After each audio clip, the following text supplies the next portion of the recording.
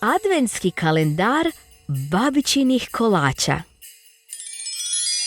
Svaki dan do Božića babica peče najfineše kolače, a danas bu vam pokazala kak se djelaju napolitanke.